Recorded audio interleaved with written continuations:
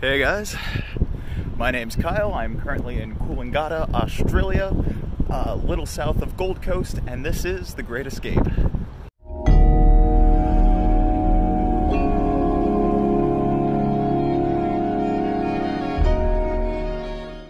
So, right now I'm walking to the hostel, which is called the Commune Resort. It's right here on the beach.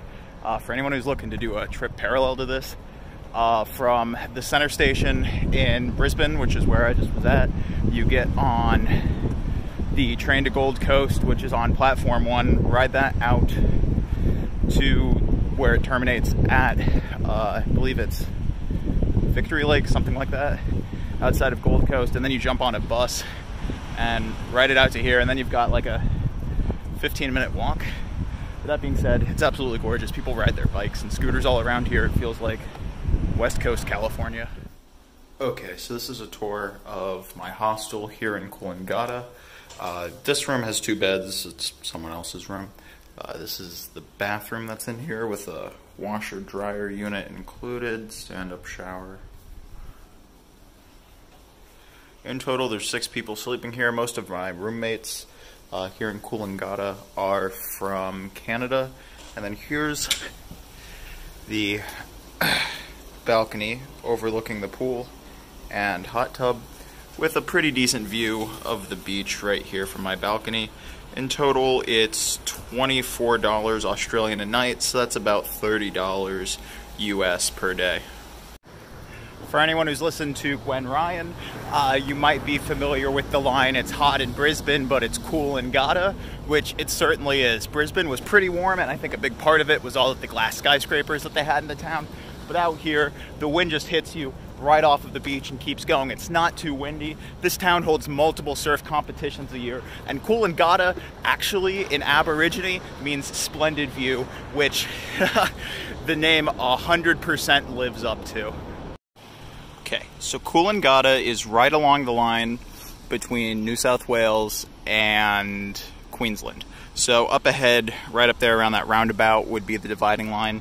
Now this is mostly a vacation town, so most of the buildings here are actually just hotels.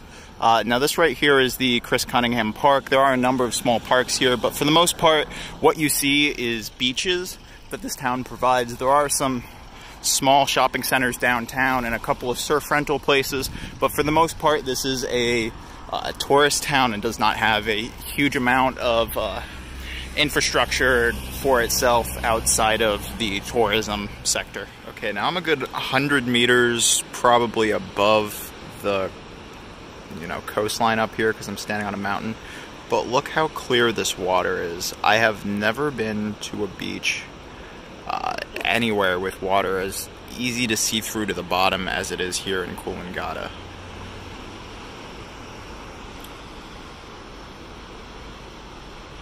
Because Coolangatta is mainly a surf town, they do have a number of different places that you can go to learn to surf.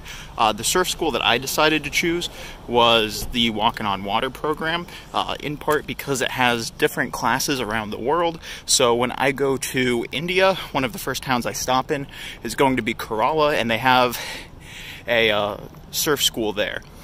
So Dan's the instructor. He's an amazing guy. I'm going to leave a link in the description, so if you're here you can book a class with him because he is incredibly informative, a great guy to talk to, and all around a fun personality. This is the Captain Cook Memorial Lighthouse, and Captain Cook was the first person sent from England to come here to Australia to explore when they set up the penal colonies.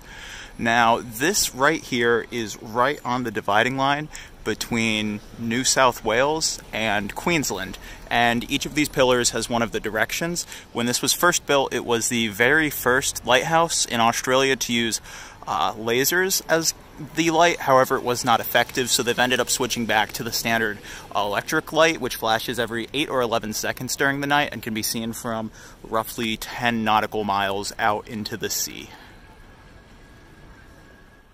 After a brisk 4.5 kilometer hike, it's brought me here to the Tweed Heads historic site. There's going to be some trails that you can walk on that are on these suspended bridges on top of the water, which is called the Walk on Water Trails. Now, all around here, the whole way is right along this one little bay. There's plenty of birds. Here's a picture of a giant pelican that was hanging out in the water. You get to see a lot of different nature. I'm not expecting to run into anything bad here. However, my Canadian roommates had gone on a hike a little bit further inland yesterday, and they ran into a couple of poisonous snakes.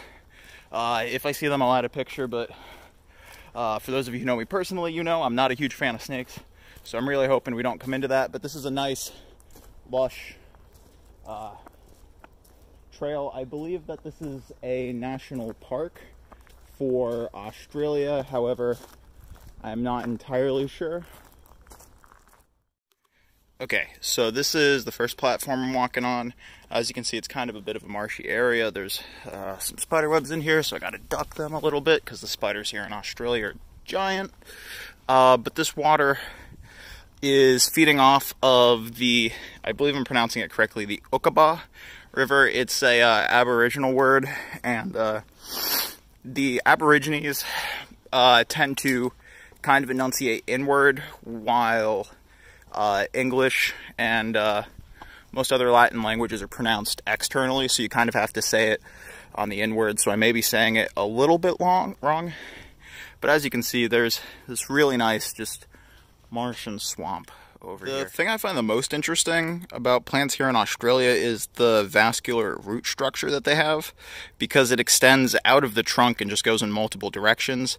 I'm not sure if it's because there's frequently droughts in this area or these plants just naturally require lots of water.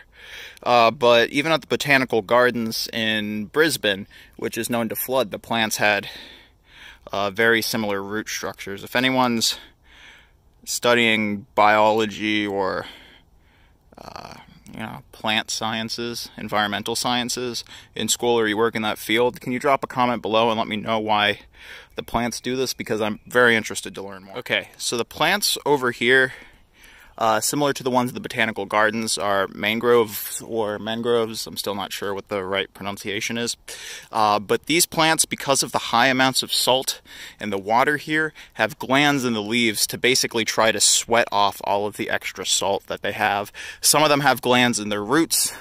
Now that being said, they do still require salt in their intake, but they don't require all that much. So some mangroves can even be grown far away from salt water, but I'm not sure exactly how that works. Because wheat doesn't grow naturally here in Australia, the Aborigines used to use these ferns, crush them up to make their equivalent of flour for when they were cooking food.